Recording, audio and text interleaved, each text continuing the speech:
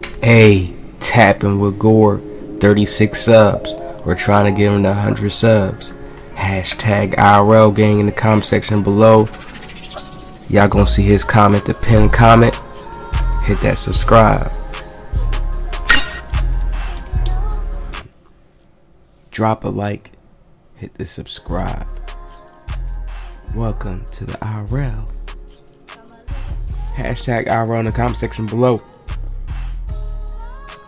Now, shout out to Uncle Demi. He dropped his LeBron James build. And I'm here to give you guys magical gems. Things that I can tell already, not even having my hands on the game. And usually, I'm always 88% right. 88. Now, most people still have the NBA 2K23 mindset in their mind. I can see that based off the system, what they've been trying to implement, the new IRL system, the new gameplay, they've been trying to get us to be experiencing a game that's more realistic.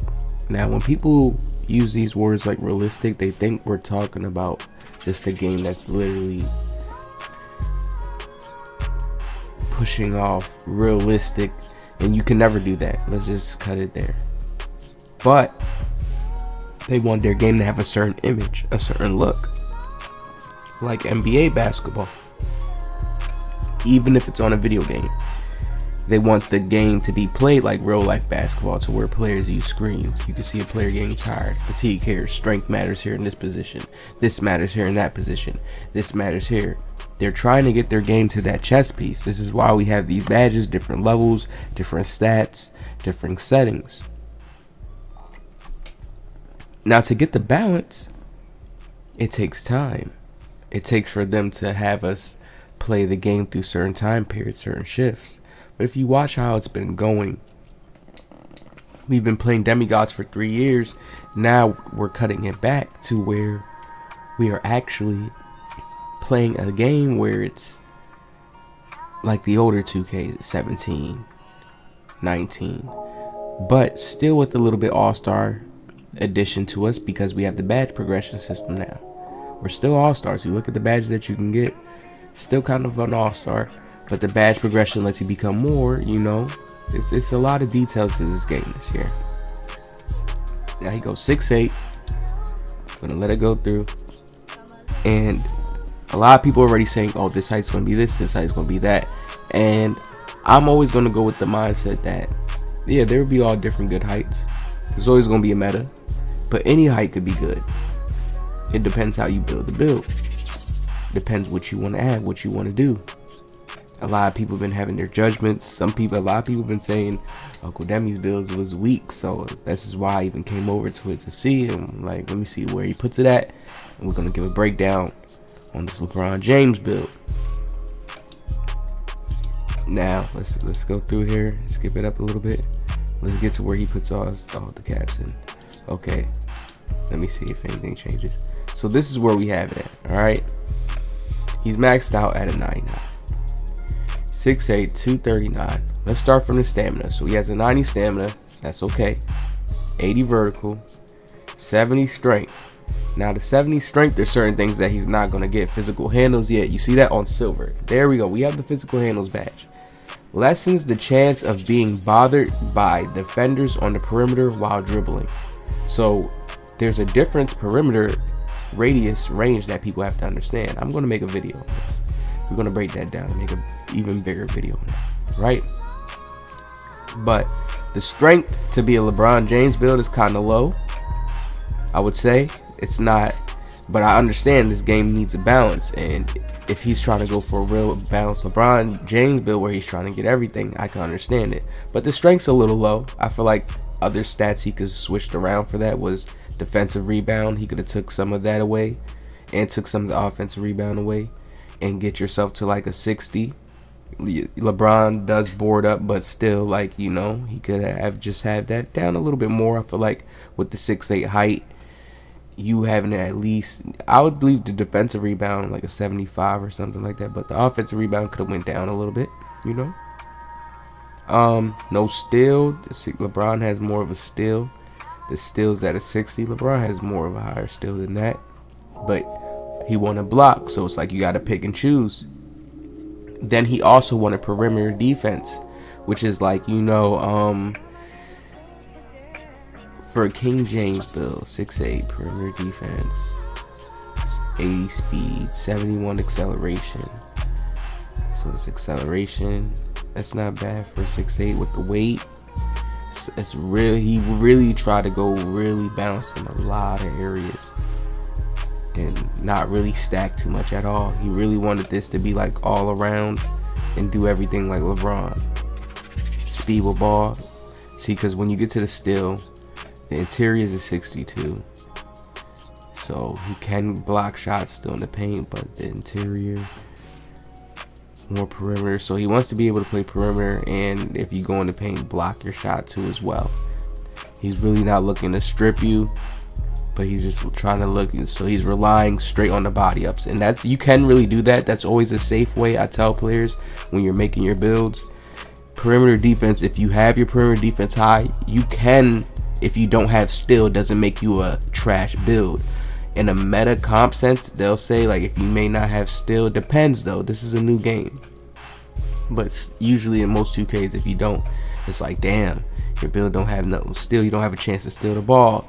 But that doesn't mean you can't lock somebody up and shut somebody down. If you're cutting them off, contesting properly, you understand, with the block helps you contest. So that's really what it's all about.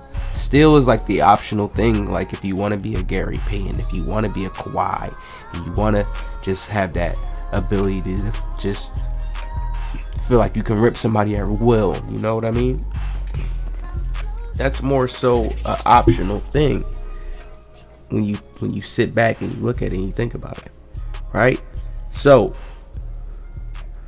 we go up to now, and we go to this speed with ball, 75. So he wanted to also move as well. This is where we get tricky in the build, because it's like you got a 71 acceleration, and you have to think about this.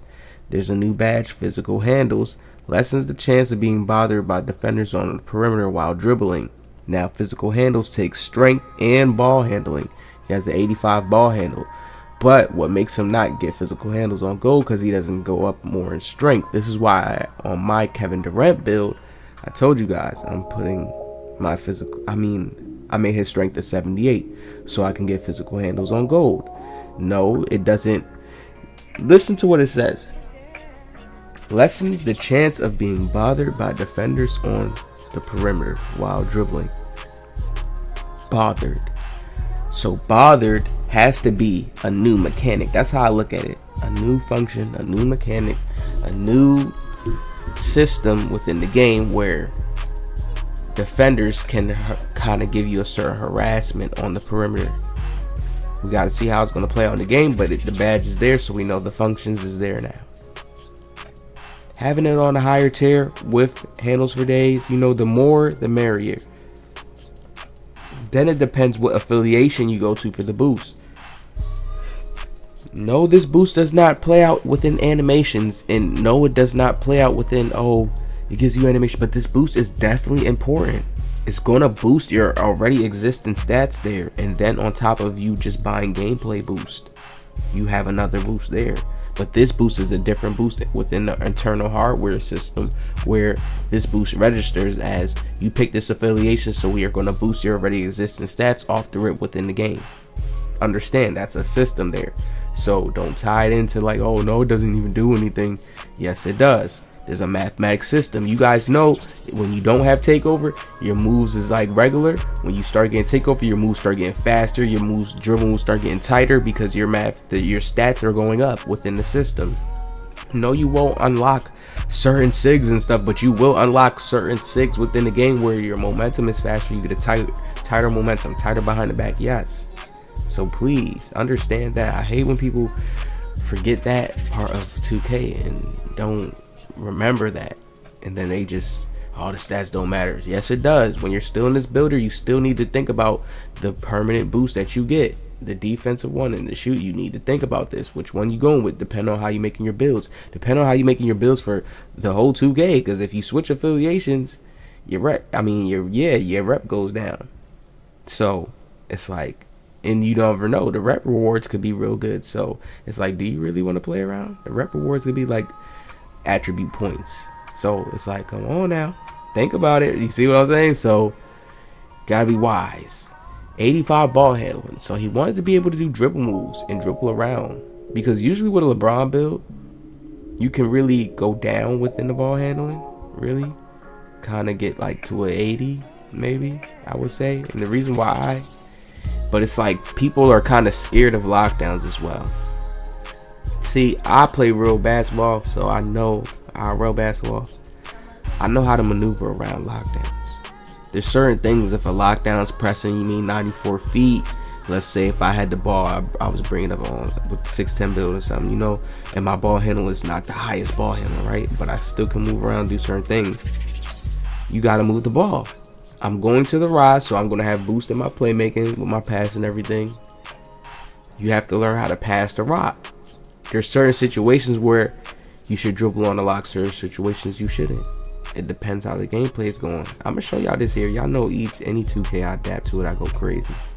And he wants that ankle breaker on gold. Y'all know we gonna have to make a build ankle breaker too. KD don't get it. 6'10" KD don't get it, but it's alright.